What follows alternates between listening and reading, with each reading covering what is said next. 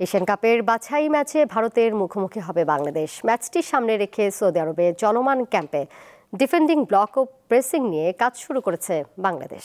প্রায় ৩.৫ বছর পর ভারতের বিপক্ষে খেলতে যাচ্ছে বাংলাদেশ। ২৫ মার্চ শিলংয়ে এফসি এশিয়ান কাপ বাছাইয়ের ম্যাচে স্বাগতিকদের মুখোমুখি হবে লাল সবুজের দল। ২০২১ সালে মালদ্বীপে হওয়া সাফ চ্যাম্পিয়নশিপের পর এই প্রথম দুই দেশ মুখোমুখি হচ্ছে। ওই ম্যাচটি ড্র হয়েছিল ১-১ গোলে।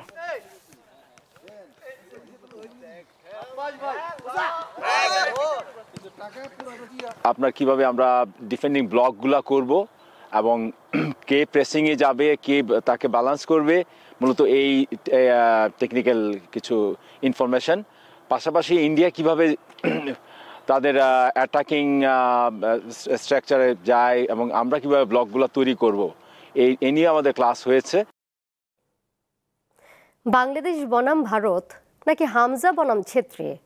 এফসি এশিয়ান কাপ বাছাই ২৫ মার্চ শিলংয়ের জওহরলাল নেহরু স্টেডিয়ামে কে হাসবে শেষ হাসি? জমজমাট একটি ম্যাচ দেখার অপেক্ষায় দক্ষিণ এশিয়ার ফুটবল ভক্তরা। মোট ৩১টি ম্যাচ অমীমাংসিতভাবে শেষ হয়েছে ১৩টি, ভারত জিতেছে ১৬টি আর বাংলাদেশের জয় মাত্র ২টি। মুখোমুখি লড়াইয়ে পরিসংখ্যানে অনেক এগিয়ে ভারত, তবে এএফসি এশিয়ান কাপ বাছাইয়ের আগে বাংলাদেশ ভারত ম্যাচ নিয়ে তৈরি হয়েছে নতুন উত্তেজনা। কারণ দুই তারকা ফুটবলারের যুদ্ধ দেখার অপেক্ষায় দুদেশের ফুটবল প্রেমীরা। ২০১৯ থেকে ২০২৪ এই ৫ বছরে ভারতের শতকরা ৪৯% গোল এসেছে সুনীল ছেত্রীর পা থেকে। ১৯ বছরের ক্যারিয়ারের ইতি টেনেছেন গত বছর, কিন্তু বাংলাদেশের জার্সিতে হামজা চৌধুরী খেলা নিশ্চিত হওয়ায় অবসর ভেঙে মাঠে ফিরছেন তিনি। এই মৌসুমে আইএসএল-এ দ্বিতীয় সর্বোচ্চ ভারতীয় গোলদাতা সুনীল ছেত্রী। তাকে আটকানোর জন্য অপেক্ষায় আছেন হামজা চৌধুরী, যিনি ইংলিশ প্রিমিয়ার লিগে সেরা সব স্ট্রাইকারকে আটকাতে অভ্যস্ত।